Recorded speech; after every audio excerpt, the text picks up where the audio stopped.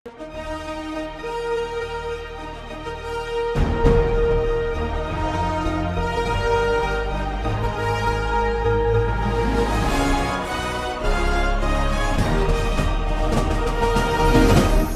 பார்த்து கொண்டிருப்பது உங்கள் ஜாஷ்வா டிவி. சகல ஜனங்களுக்கும் நற்செய்தி.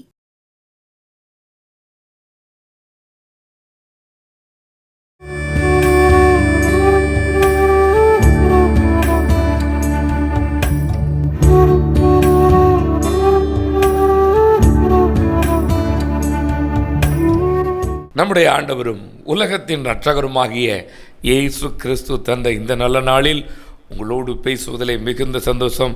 என் அன்பு ஜாஷ்வா டிவி நேயர்களே, கர்த்தருடைய பிள்ளைகளே, உங்கள் யாவருக்கும் என்னுடைய மனமார்ந்த வாழ்த்துக்களை, நன்றியை தெரிவித்துக் கொள்கிறேன்.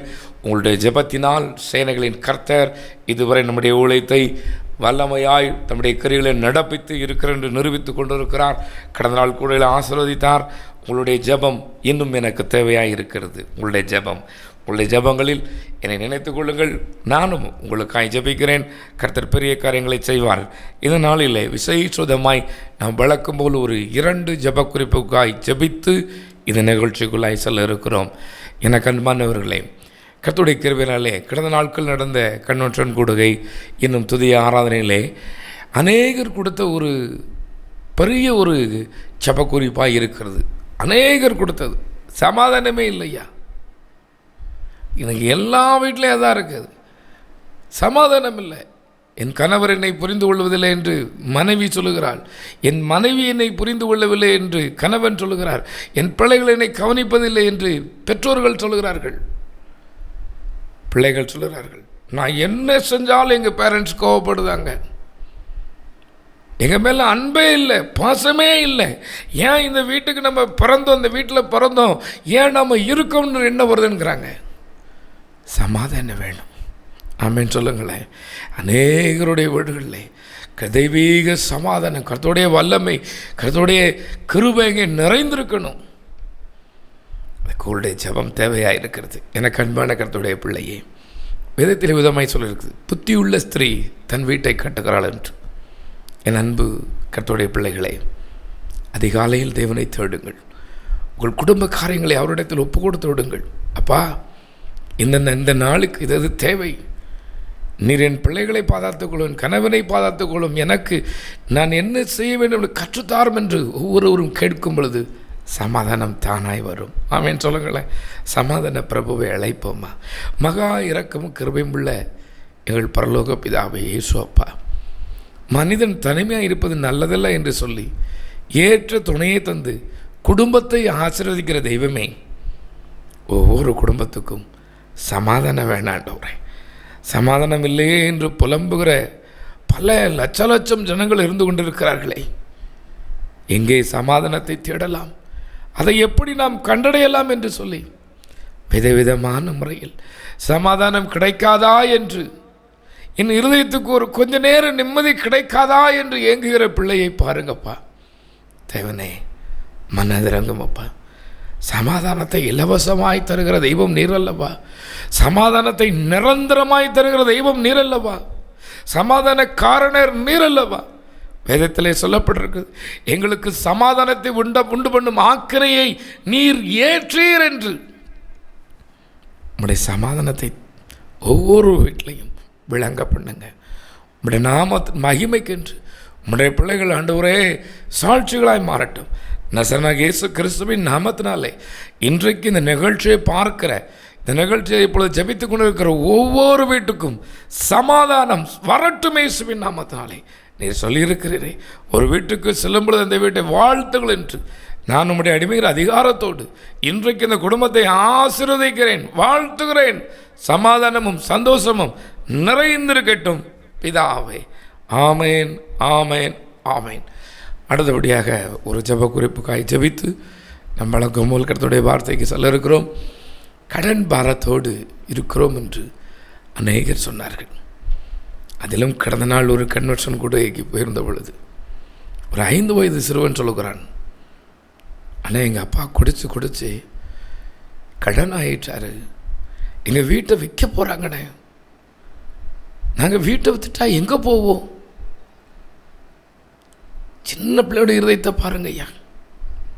5 வயசு பையன் சொல்லுதான், எங்கள் வீட்டை விற்க போகிறாங்களாம், நாங்கள் எங்கே போகணும்னு தெரியல, எங்கள் அம்மா எல்லோரும் அழுதாங்க. ஐயா வேண்டாம், இந்த குடியை கெடுக்கிற குடி வேண்டாம், உங்களை அவமானப்படுத்துகிற குடி வேண்டாம். சகோதரனே, இந்த குடியிலிருந்து விடுபட உங்களுக்கு மனது இருக்கிறதா? உங்கள் முன்னால் பேசுகிற உங்கள் சொந்தங்கள் உங்களுக்கு இனிக்கிறது போல பேசுகிறது, பின்னால் உங்களுக்கு என்னென்ன பேரெல்லாம் வைத்து எப்படியெல்லாம் அழைக்கிறார்கள் என்று நீங்கள் கவனிக்கவில்லையோ? ஆண்டவர் உங்களோடு இருப்பாராக. இந்த ஜமான் உங்களுக்கு பலன் தருவார். இந்த குடியிலிருந்து விடுபட விரும்புங்கள். கடன் பாருங்கள். இந்த குடியினாலே வேலைக்கு போகாமல் கடனாகி, இந்த குடியினால் பிரச்சனை பண்ணி ஊரை விட்டு போய் எத்தனை காரியங்கள் இருக்கிறது. மாறட்டும். நான் மாற விரும்புகிறேன் என்று சொல்லுவீர்களா? நான் குடிகாரனாய் அல்ல, நல்ல ஒரு தகப்பனாய் நான் இருக்க விரும்புகிறேன். என் கணவன், என் மனைவிக்கு நல்ல ஒரு கணவனாய், என் பிள்ளைகளுக்கு நல்ல ஒரு தகப்பனாய், என் சகோதரனுக்கு நல்ல ஒரு சகோதரனாய், என் தாய்க்கு நல்ல ஒரு மகனாய் இருக்க நான் விரும்புகிறேன் என்று சொல்வீர்களா? இன்றைக்கு ஒரு நூதன கலாச்சாரம் பரவிக்கொண்டு இருக்கிறது. இதற்கு முன்னால் தான் ஆண்கள் குடித்தது, இன்றைக்கி பெண்களே ரோட்டில் வச்சு குடிச்சிட்டு போய்கிட்டு இருக்கிறார். என் ஆண்டவர் இரக்கம் பாராட்டணும். கண்களை மூடுங்களேன். இயேசுவே, இந்த குடி என்னும் மறக்கனால் எத்தனை வீடுகளில் கடன், இந்த குடி என்னும் மறக்கனால் எத்தனை வீடுகளில் பிரச்சனை, இந்த குடி என்னும் மறக்கனால் எத்தனை பேர் வேலை இழந்திருக்கிறார்கள், மதி மயங்கி என்ன செய்கிறோம் என்று தெரியாதிருக்கிறார்கள். ஐயா, இந்த குடியிலிருந்து விடுபட, கடன் பாரத்திலிருந்து விடுபட, போராட்ட வாழ்விலிருந்து விடுபட தேவனே இவர்களுக்கு பலன்தாரும், இவர்களுக்கு பலன்தாரும். உம்மால் ஆகும். மனதிறங்குங்கப்பா, மனதிறங்கும். நசனாகிய இயேசு ரட்சகர் ஜீவிக்கிறார். அவர் ஜீவனுள்ள ஜீவாதிபதி தம்முடைய பிள்ளைகளுடைய ஜெபத்தை கேட்கிறார், தம்முடைய பிள்ளைகளுக்கு இரக்கம் பாராட்டுகிறார் என்பதை ஜனங்கள் கண்டுகொண்டுமாப்பா. கணவனுடைய குடியினால் ஒவ்வொரு நாளும் நிம்மதியை இழந்து புலம்புகிற பிள்ளையை பாருங்கப்பா. என் கணவன் என்றைக்கு திருந்துவான், என் தகப்பன் என்றைக்கு திருந்துவான் என்று எத்தனை பிள்ளைகள் கண்ணீரோடு கதறுகிறார்கள். தேவனே, மனதிறங்குங்கப்பா, மனதிறங்குங்க. நசனாகிய இயேசு கிறிஸ்துவின் நாமத்தினாலே நான் உம்முடைய அடிமைகிற அதிகாரத்தோடு உம்முடைய பிள்ளைகளுக்கு குடியிலிருந்து விடுபட, கடன் பாரத்திலிருந்து விடுபட பலன் தரும்படி நான் கெஞ்சுகிறேனப்பா. பலன் தாரும். எங்கள் மெய்ப்பொருள் ரட்சகருமாகிய இயேசு கிறிஸ்துவின் மூலம் ஜெபிக்கிறேன். ஜெபங்களும் நல்ல பிதாவே. ஆமேன், ஆமேன், ஆமேன். என் அன்பு கர்த்தருடைய பிள்ளைகளை, நான் இந்த நாளிலும் உங்களோடு பேச என் ஜமான் எனக்கு ஞாபகப்படுத்தின ஒரு வார்த்தை இருக்கிறது. அது யோவான் 20ஆம் அதிகாரம் 27வது வசனம் விதமாய் சொல்லியிருக்கிறது. விசுவாசமாய் இருக்க வேண்டும் என்பதற்காக அவர் சொன்னார். வேதத்திலே விதமாயிருக்கிறது. அவர் தோமாவை நோக்கி, நீ உன் விரலை எங்கே நீட்டி என் கைகளையும் என் கால்களையும் பார் என்று சொல்லி, என்னுடைய விழாவிலே உன் விரலை வைத்து பார் என்று சொல்லி அவரை பார்த்து சொல்கிறார், அவிசுவாசியாயிராமல் விசுவாசியாயிரு. இன்றைக்கு நான் சொல்ல வந்திருக்கிற ஒரு தலைப்பு, அவிசுவாசியாயிராமல் விசுவாசியாயிரு. நம்பிக்கை அற்றவர்களாயிராமல் நம்பிக்கை உள்ளவர்களாய் இருங்கள் என்று ஆண்டவரும் உலக ரட்சகருமாகிய இயேசு கிறிஸ்து சொல்கிறார். முதலாவது இது யாருக்கு சொன்னார்? தம்மோடு 3.5 வருடம் ஊழியத்தில் இருந்தவர், அற்புத அடையாளங்களை நேரில் கண்டவர், அதிசயங்களை நேரில் பார்த்தவர் தோமா. அவரை பார்த்து சொல்லுகிறார், நான் சொல்வேன் கிறிஸ்தவர்களை பார்த்து, நம்பிக்கை உள்ளவர்களாய் இருங்கள், இயேசு கிறிஸ்துவின் மேல் நம்பிக்கை உள்ளவர்களாய் இருங்கள் என்று. என் ஆண்டு உங்களோடு பேசட்டும். இன்றைக்கு அநேகருக்கு நம்பிக்கை என்பது தங்களுடைய சொந்தங்கள் மேலும், தங்களுடைய படிப்பின் மேலும், தான் சார்ந்திருக்கிற ஒரு இயக்கங்கள் மேலும் இருக்கிறது. எப்படியும் காப்பாற்றுவார்கள். எப்படி? யோசித்து பாருங்கள் அம்மா. உங்கள் நம்பிக்கை கர்த்தர் மேல் இருக்கட்டும். நான் அடிக்கடி சொல்வேன், ஐயா, உங்களால் குடியை விட முடியும். ஆம், கட்டாயம் விட முடியும். உங்களால் சண்டை போடாமல் இருக்க முடியும். ஏன் தெரியுமா? யாராவது நம்ம சொந்தம் ஒரு வார்த்தை நம்மள குறைச்சி பேசிட்டா போதும். 10 வருஷம் வரைக்கும் பேசாமல் இருக்கும், 20 வருஷம் வரைக்கும் பேசாமல் இருக்கணும் தைரியமாக சொல்லுதாங்க. முந்தா நாள் என்னை பார்க்க ஒரு நபர் வந்தார். நான் டீ குடிப்போமா, டீ வாங்கி தரேன்னு சொல்லி டீ கையில் கொடுத்தேன். டீ கொடுத்ததுக்கப்புறம் அவர் சொல்லுகிறார், ஐயா, நான் டீ குடிக்க மாட்டேன். ஏன் சுகர் ஏதாவது இருக்குதா? இல்லையா? இல்லை. பின்ன ஏன்? எனக்கு 20 வருஷத்துக்கு முன்னால் ஒரு ப்ராப்ளம் வந்தது. அது எதனால் அப்படின்னு சொல்லி டாக்டர் சொன்னாங்க, டீ குடிக்க வேண்டாம்னு சொன்னாங்க. டாக்டர் சொன்னது. இப்போ 20 வருஷம் ஆயிடுச்சியா, நான் டீ குடிக்கிறதே இல்லைன்னாரு. ஒரு டாக்டர் சொன்னதை நம்பி 20 வருஷமாக தன்னை கட்டுப்படுத்த ஒரு மனிதனால் முடியும் என்றால் இயேசு கிறிஸ்துவின் வார்த்தையை கடைபிடிக்க முடியாதோ? 20 வருடமாக இருக்கிறாராம். அதன் பின்பு யோசித்தேன், அநேகர் சொல்வார்கள், டாக்டர் இப்போதை சாப்பிடக்கூடாதுன்னு சொல்லிட்டார். தான் சொந்தம் சொல்லும்போது, சபையில் உள்ளவர்கள் சொல்லும் பொழுது, உடன் பிறந்தவர்கள் சொல்லும்போது அவர்களுக்கு உரைக்காது. உயிருக்கு பயம் வரும். இனி நீ வாழ முடியாது என்று சொல்லையும், ஐயோ அப்படியா, அப்போ இனி வேண்டாம். அந்த வைராக்கியம் இருக்கிறது. அப்படித்தானையா? இந்த வைராக்கியம் நமக்கு இருக்கிறது. அண்ணனாக இருந்தாலும் தம்பியாக இருந்தாலும், அவன் என்னைய பேசலை பார்த்தியா, இன்னும் நான் பேசிட மாட்டேன். பிள்ளைகிட்ட பேசாதவங்களே எத்தனை பேர் இருக்கிறாங்க, மனைவிட்ட பேசாதவங்க எத்தனை பேர் இருக்காங்க. இதுக்கெல்லாம் வைராக்கியம் பாராட்ட முடியுமானால் ஒரு மனிதனுக்கு ஒரு குடியிலிருந்து விடுதலை பெற முடியாதா? என் ஆண்டவர் சொல்லுகிறார், முடியும், நீ நம்பு. நான் சொல்ல வேண்டாம், ஐயா, முதல்ல உங்களால் முடியும், நீங்கள் நம்புங்க, விட முடியும். இன்று இந்த விசுவாசத்தை குறித்து சொல்ல இருக்கிறேன். ஆண்டவராகிய இயேசு கிறிஸ்து, நீ நம்பிக்கை உள்ளவளா, விசுவாசம் உள்ளவளா இரு என்று சொன்னார். விசுவாசம் என்பது இன்றைக்கு கேள்விக்குறியாகிவிட்டது. தெய்வம் ஒருவர் இருக்கிறாரா என்பதை அநேகருக்கு நம்பவும் மனம் மறுக்கிறது. தெய்வம் ஒருவர் உண்டு என்பதை சொல்வதற்கும் ஆள் கம்மி. என் அன்பு கர்த்தருடைய பிள்ளையே, வேதம் மிதமாய் சொல்கிறது பாருங்களேன். அவர் மத்தேயு 21ஆம் அதிகாரம் 22ஆம் வசனமாய் சொல்கிறது, நீங்கள் விசுவாசம் உள்ளவர்களை ஜெபத்தில் எவைகளை கேட்பீர்களோ அவைகளை எல்லாம் பெறுவீர்கள் என்று இயேசு கிறிஸ்து சொல்லியிருக்கிறார். ஜெபத்தில் உங்கள் கவலைகளை, உங்கள் வருத்தங்களை, உங்கள் போராட்டங்கள், நிந்தைகளை நீங்கள் ஜெபத்தில் தேவனுக்கு தெரியப்படுத்துங்கள் என்று வேதம் சொல்கிறது. தெரிவிப்பீர்களா? லூக்கா 17:14 சொல்கிறது, 10 குஷ்டரோகிகள் ஊருக்கு வெளியிலே குஷ்டரோகம் என்ற அந்த வியாதி பிடித்ததினாலே ஊருக்கு வெளியில் இருக்கிறார்கள்.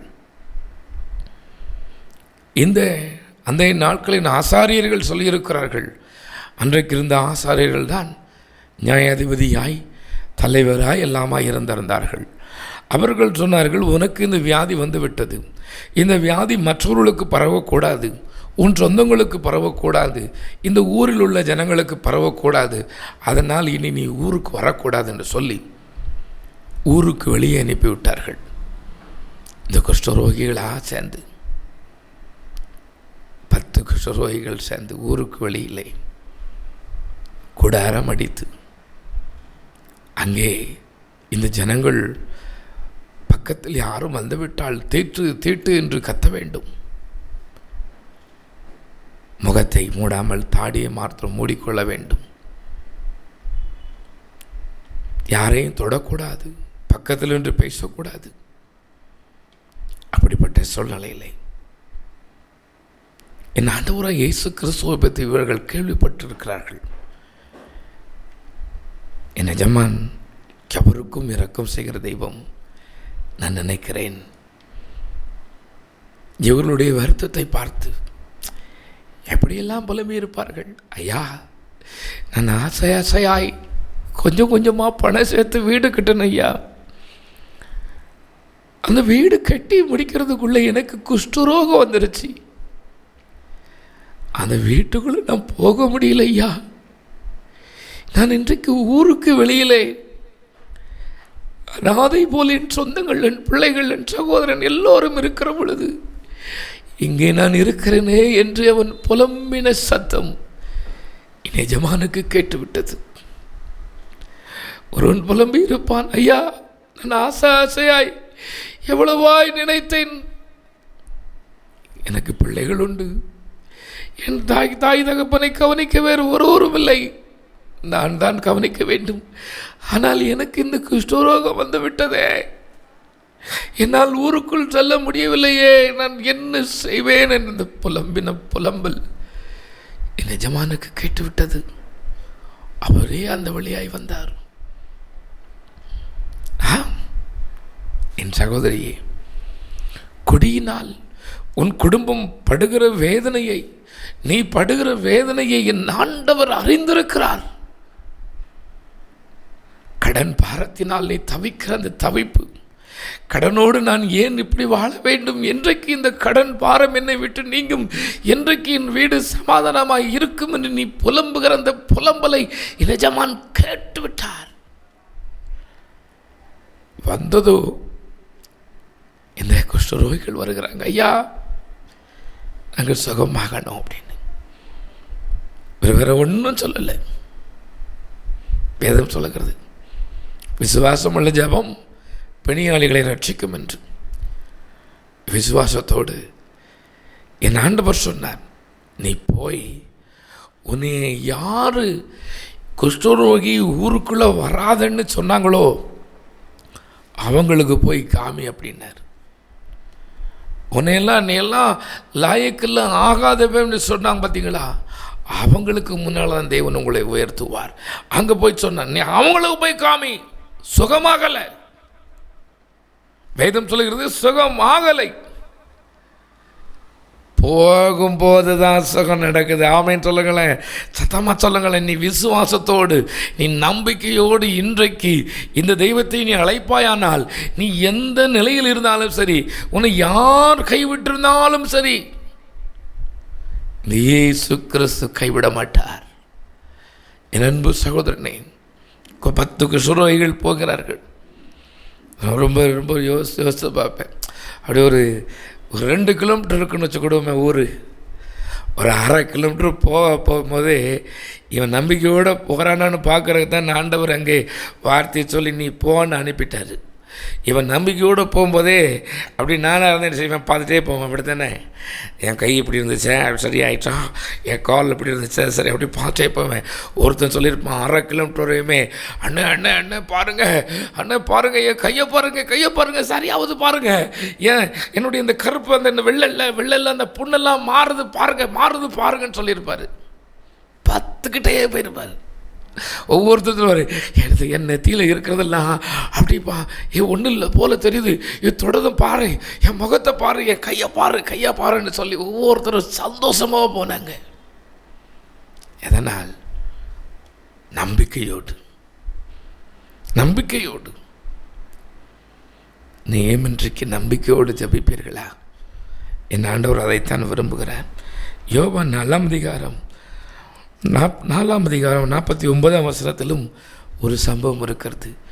வியாதியுள்ள தன்னுடைய மகனுக்காய் ஆண்டவரிடத்தில் கேட்க வந்தான் நூற்றுக்கு அதிபதி. என் ஆண்டவர் சொன்னார், நீ போ, உன் மகன் பிழைச்சிருக்கிறான்னு. இன்னொரு காரியத்தையும் சொல்ல இருக்கிறேன். லூக்கா 18ஆம் அதிகாரம் 1ஆம் வசனத்திலே ஆண்டவராகிய இயேசு கிறிஸ்துவே தம்முடைய திருவாய் மொழிந்து சொல்லியிருக்கிறார், நீ சோர்ந்து போகாமல் ஜெபம் பண்ணு, நீ விசுவாசத்தோடு இரு, என்னுடைய ஜெபம் கேட்கப்படும், நீ நம்புன்னு சொல்லியிருக்கிறார்.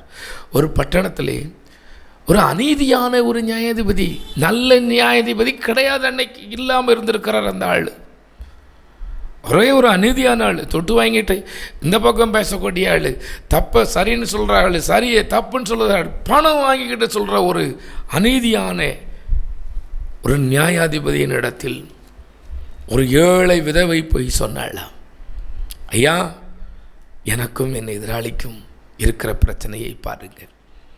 நான் அடிக்கடி சொல்வேன், ஒருவேளை இந்த ஏழை என்று சொல்லப்பட்டிருக்கிறது, விதவை என்று சொல்லப்பட்டிருக்கிறது, இவளுடைய இடத்தை அபகரித்திருக்கலாம். நியாயமாய் இவளுக்கு வரவேண்டிய அந்த தண்ணீர் பாசனத்தை இவர்கள் நிறுத்தியிருக்கலாம். நியாயமாய் இவளுக்கு வரவேண்டிய இந்த நடை பாதை இடத்தை அடைத்திருக்கலாம். நியாயமாய் வரவேண்டிய அத்தனை ஆசீர்வாதங்களையும் அவன் தடை செய்திருந்திருக்கிறான். சொந்தம் என்று ஒருவருமில்லை இந்த ஏழைக்கு. ஏழை கலங்குகிறாள், எனக்கென்று யாரும் இல்லை ஐயா, இந்த பட்டணத்தின் நியாயாதிபதியிடத்தில் போய் சொல்லுவோம் என்று சொல்லுகிறாள். ஒவ்வொரு நாளும் நான் நினைப்பேன், அந்த வாசல் அருகே போய் இவள் நின்று சொல்லியிருப்பாள், ஐயா, இன்னைக்கு அதை எங்கள் வீட்டுக்கு வாங்க ஐயா.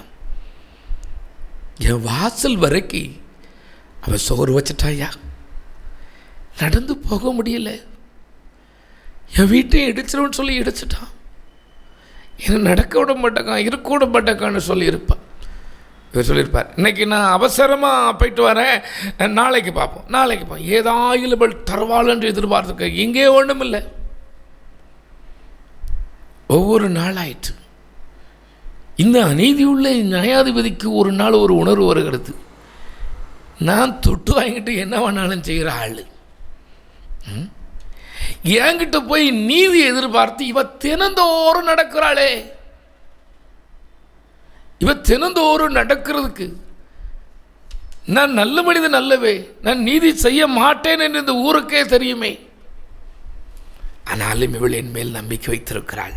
இந்த ஊரார் எல்லோரும் என் மேல் என்ன நம்பிக்கை வைத்திருந்தாலும் பரவாயில்லை, இந்த தாய் என் மேல் நான் நீதி செய்வேன் என்று நம்பி இத்தனை நாளாய் வந்துவிட்டாள், இன்றைக்கு அவளுக்கு நான் நீதி செய்துதான் ஆக வேண்டும் என்று சொல்லி புறப்பட்டு போனானாம். அநீதியுள்ள மனுஷன். என் எஜமானுக்கு ஒரு பெயர் இருக்கிறது, நீதியுள்ள நியாயாதிபதி. பரிதானம் வாங்க மாட்டார் என் எஜமான். எவரிடமும் லஞ்சத்தை வாங்கி கொண்டு நீதியை புரட்டுகிற தெய்வம் அல்ல என் தெய்வம். என் அன்பு கர்த்தருடைய பிள்ளையே, நீயும் ஏதோ ஒரு காரியத்தில் அழுது கொண்டு இருக்கிறாய். உனக்கும் உதவி செய்ய ஒருவரும் இல்லையோ? உன் நியாயம் எங்கேயும் எடுபடவில்லையோ? நியாயமாய் உனக்கு வரவேண்டிய அத்தனை ஆசீர்வாதங்களையும் பொல்லாத சத்ருவானவன் தடை செய்து விட்டானோ? பொல்லாத மனிதர்கள் மூலமாய் உனக்கு நியாயம் செய்ய ஒருவரும் இல்லையோ? எனக்கு அன்பான கர்த்தருடைய பிள்ளையே, இந்த சத்தம் உனக்கு நேராய் வருகிறது. இங்கே நீதியுள்ள நியாயாதிபதி ஒருவர் இருக்கிறார். இவர் எவரிடமும் லஞ்சம் வாங்கி அவர்களுக்கு சாதகமாய் பேசுகிறதோ இவர்களுக்கு சாதகம் இல்லை. நீதியை நிலைநாட்டுகிற தெய்வம் அந்த தெய்வம் வருகிறார் ஐயா. அவரை அழைப்பாயா. சகோதரனே, எனக்கு அன்பான சகோதரியே, ஏதோ ஒரு காரியம் செத்து போயிருக்கிறது. இனி அவ்வளவுதான், இனி அது நம்ம பக்கம் வராது. நமக்கு ஆள் இல்லை, நமக்கு சப்போர்ட்டுக்கு ஆள் இல்லை, நமக்கு பணம் செலவழிக்க ஆள் நீ பயந்துக்கிட்டு இருக்கிற காரியம் மாறுதலாய் முடியும். சேனைகளின் கர்த்தரனோடு தான் இருக்கிறார். வேலையிலே உங்களுக்கு விரோதமான காரியங்களை செய்து எப்படியாயிலும் தள்ளிவிட வேண்டும் என்று விரும்புகிறார்களா? பயப்படாதிருங்கள், வெட்கப்பட்டு போவதில்லை. நீங்கள் உயர்த்தத்தான் படுவீர்கள். எவர்கள் உங்களுக்கு விரோதமாய் எழும்பினார்களோ, எவர்கள் உங்களுக்கு விரோதமாய் எழும்பி உங்களை குறை சொல்லி உங்களை எப்படியாயிலும் தாழ்த்த வேண்டும் என்று விரும்பினார்களோ அவர்கள் தாழ்த்தப்பட்டு போவதை அறிந்து போவீர்கள். எனக்கு ஒரு சம்பவம் ஞாபகத்துக்கு வருகிறது. 20 வருடங்களுக்கு முன்பதாக கன்னியாகுமரி பக்கத்திலே ஒரு மனிதன் ஆசையாய் நேசித்த காதலியையும் இவன் மூலமாய் அவளுக்கு பிறந்த குழந்தையும் அவருடைய குடும்பத்தையும் அழித்து விட்டானாம். கொன்று போட்டுவிட்டு ஊரை விட்டு ஓடிவிட்டான். ரொம்ப நாள் ஆயிற்று. எல்லாரும் போலீஸ் தேடுகிறார்கள், கண்டுபிடிக்க முடியல. புதிதாய் அந்த இடத்திற்கு மாதலாய் வந்த ஒரு அதிகாரி பார்த்திருக்கிறார். இத்தனை கொலைகளை செய்த மனிதனை பிடிக்க முடியவில்லையா? இத்தனை கொலைகளை இங்கே செய்துவிட்டு அவன் இன்னும் வாழ்கிறானா, எப்படி விடுவேன் என்று சொல்லி ஒரு வெறியோடு வைராக்கியத்தோடு வந்து சொன்னாராம், இப்பொழுதுள்ள டெக்னாலஜி மூலமாய் திருடுங்கள். நீங்கள் பழைய போட்டோக்கள் இல்லை, பழைய பேர் இல்லை, பழைய அந்த போட்டோவை இப்பொழுதுள்ள அந்த ஏஐ என்ன தொழில்நுட்பத்தின் மூலமாய் அவர்கள் பார்த்திருக்கிறார்கள். கன்னியாகுமரி பக்கத்தில் உள்ளவன் பஞ்சாபில் பிடிபட்டானா, பெயரை மாற்றி ஊரை மாற்றி அங்கே வாழ்ந்திருக்கிறான். கொண்டு வந்து விட்டார்கள். ஒரு மனித அரசாங்கம், என் ஆண்டவர்களை ஆசிரியக்கட்டும், ஒரு அரசாங்கம் விடுவதில்லை என்றால் சேனைகளின் கர்த்தர் உன் நியாயத்தை விடுவாரோ? உன் நியாயத்தை விடுவாரோ? விடவே மாட்டார். நம்பிக்கையோடு இருங்கள், நம்பிக்கையோடு இருங்கள்.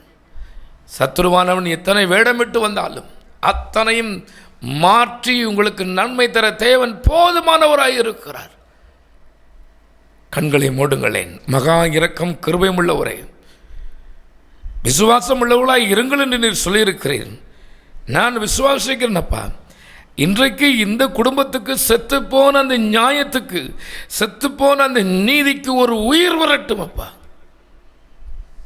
தேவனே, நெடுநாள் காத்திருக்கிறார்களே, என் குடும்பத்துக்கு நன்மை பிறக்கும் என்று விசுவாசித்துக் கொண்டு இருக்கிறார்களே, என் மகளின் திருமணம் இந்த ஆண்டு நடக்கும் என்று விசுவாசித்துக் கொண்டு இருக்கிறார்களே, என் பிள்ளைக்கு இந்த ஆண்டு வேலை கிடைக்கும் என்று நம்பிக்கொண்டு இருக்கிறார்களே, நானும் ஒரு சொந்த வீடு கட்டுவேன் என்று நம்பிக்கொண்டு இருக்கிறார்களே, எனக்கும் ஒரு நல்ல ஒரு வாகனத்தை தேவன் தருவார் என்று நம்பிக்கொண்டு இருக்கிறார்களே, இவருடைய விசுவாசம் இன்றைக்கு இயேசுவின் நாமத்தினாலே வர்த்திக்க கடவுதப்பா.